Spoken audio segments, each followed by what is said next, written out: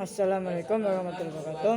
Yang terhormat Habib Hanif Humida serta masalah masamik minzakan Kamila dan Liga dan masyarakat yang terhormat pula untuk keluarga saya yang sangat saya cintai dan yang terhormat pula untuk teman-teman saya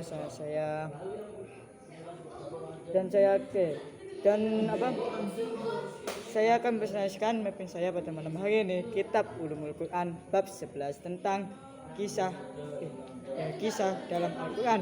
Yang pertama, kisah itu berasal dari kata al-qasu yang berarti mencari atau mengikuti jejak, semakna tatabu'ul absar yang berarti pengulangan kembali pada masa lalu.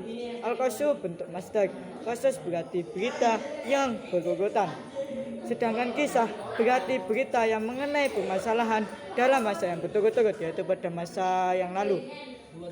Macam-macam kisah dalam Al-Quran. Macam-macam kisah dalam Al-Quran itu ada 3 macam. Pertama, kisah Nabi yang mengandung dakwah mereka, mujizat-mujizat yang memperkuat dakwahnya. Kedua, kisah yang berhubungan dengan peristiwa yang terjadi pada masa lalu. Misalnya, kisah Zulkarnain, kisah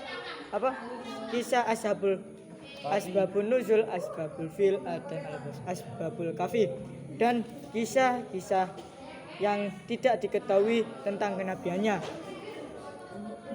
Ketiga, kisah yang berhubungan peristiwa masa Rasulullah SAW seperti perang Badar, perang Hunain. Jadi perang Badar, perang Uhud itu dijelaskan dalam surat Ali Imran, sedangkan perang Tabuk dijelaskan dalam surat At-Taubah, sedangkan surat Al-Ahzab itu menjelaskan tentang perang Azab.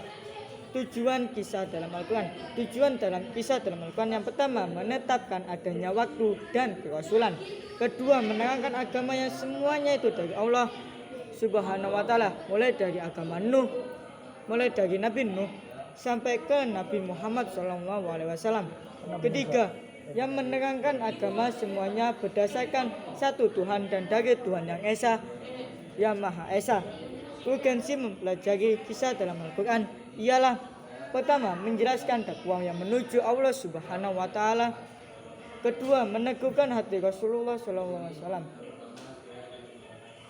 dan hati umatnya. Hikmah kisah dalam Al-Quran adalah pertama, menunjukkan mujizat Al-Quran sebagai bukti Al-Quran yang datang dari Allah dan tidak bisa menyamakan atau membuat yang serupa dengan Al-Quran itu. Kedua, memberikan perhatian besar agar pesannya itu melekat dalam jiwa-jiwa para penghafal. Hikmah yang dapat saya ketahui adalah dapat mengetahui tentang kisah dalam Al-Quran. Sekian dari saya. Jika saya kata assalamualaikum warahmatullahi wabarakatuh. Waalaikumsalam warahmatullahi wabarakatuh.